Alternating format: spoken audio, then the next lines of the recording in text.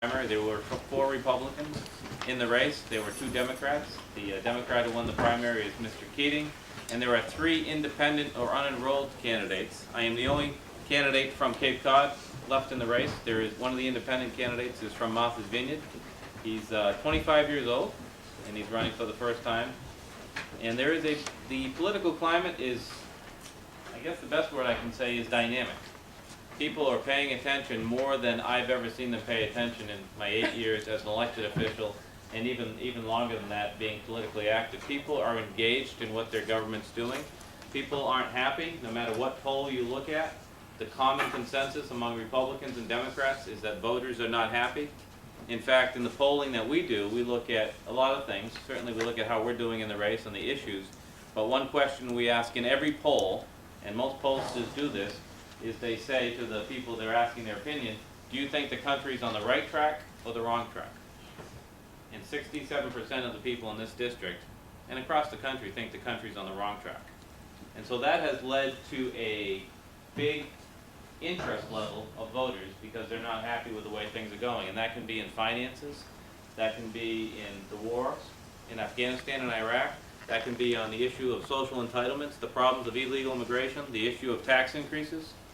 And so people are watching their government, they're interested in the election, and this is one of the seats that has a lot of attention on it because right now the Democrats in Washington obviously have the White House with the president, and they have both houses of Congress. They have majorities in both the House and the Senate. There is a Republican wave out there coming on right now. Most people think that the Republicans are going to have strong gains in the congressional elections, and I'm one of those candidates. And if there are 39 or more Republicans who win a House seat, we will be the majority in the House of Representatives. So these seats that are open and these seats that are highly contested have a lot of energy on it. In fact, I'll give you an example of how much energy is on this. You're here watching this. You may have seen some of the ads. There are millions of dollars being spent in this district by candidates and outside influences. And there's also people following me around everywhere that I go, writing down everything that I say and taking pictures. This gentleman right here, he's a nice young man. Don't want to say anything bad about him, but he is called the Tracker. He works for the opposing party, and he goes everywhere that I go, and he usually has a video camera or a tape recorder, and he takes pictures of everything that I'm saying, hoping I screw up, I think. I think that's what he did. But that's how much interest is in the campaigns. The national parties are playing here in Massachusetts, and they're playing here in Massachusetts. One of the reasons is because Senator Scott Brown won the election as a Republican, taking the seat formerly held by Senator Kennedy.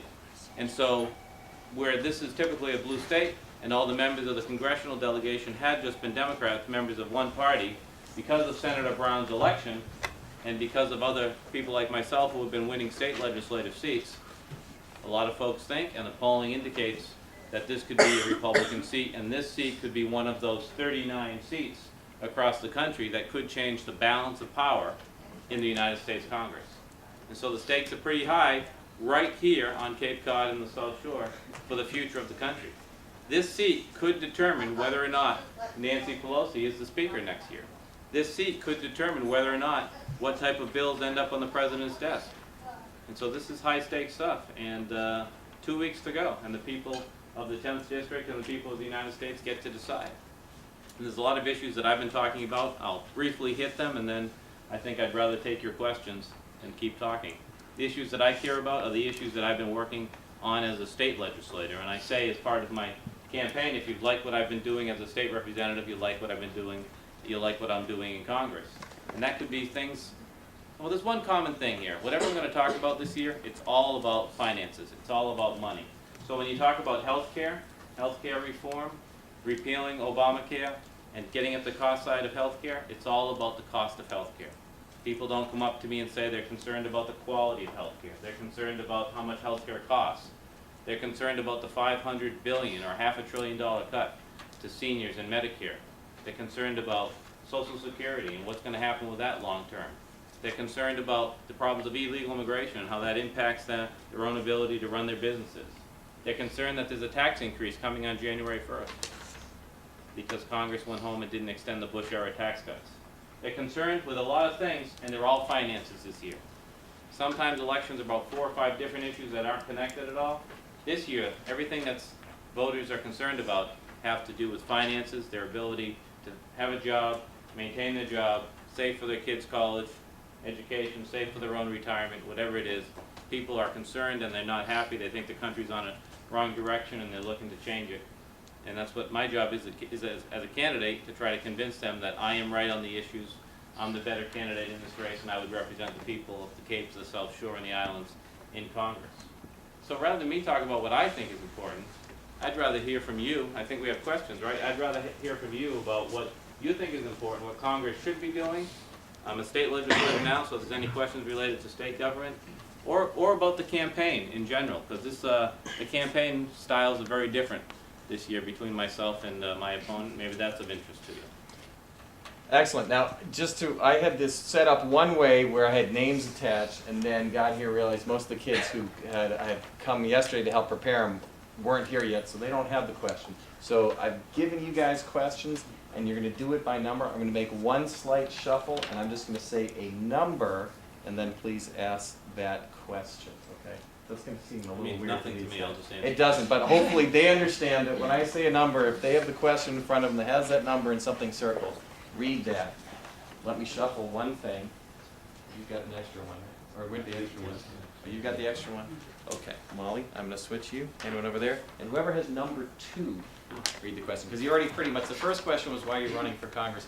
And I think you just kind of explained that, so I won't make you retread that water. Who has number 2? Go ahead, Laura. Oh, you have number 2? No, he does. No, Michael. What should we do about the wars in Afghanistan and Iraq? The question was, what should we do about the wars in Afghanistan and Iraq? And those are two different places, two different wars. And even when it wasn't going well in Iraq, even when the news was bad and we were suffering great losses of life, human capital, financial expenses, I could stand here today, or then I should say, I could stand here and tell you what the plan was. I could tell you that we were working with the police structure. I could tell you we were working with their military. We were fostering democratic elections. I could tell you we were helping rebuild their infrastructure. And we could talk about the natural resources that the country of Iraq has, oil. And I could tell you how the plan was going to unfold, and that our troops were doing the right thing every day, and that we had a plan, we had a strategy, our troops had the resources there to achieve it, and we have achieved it. As you know, our combat troops are coming home in victory and honor. That's a great thing. We're drawing down our non-combat troops. And so we have victory in Iraq, and I believe that the people of the Middle East, certainly the Iraqi people, are better off than they were certainly before we entered their country and drove out Saddam Hussein. The problem in Afghanistan is I can't stand here today and tell you what the plan is. I can't tell you what the strategy is. There is no infrastructure. There are no natural resources other than illegal narcotics. There is no legitimate police or legitimate military organizations that we can work with to hopefully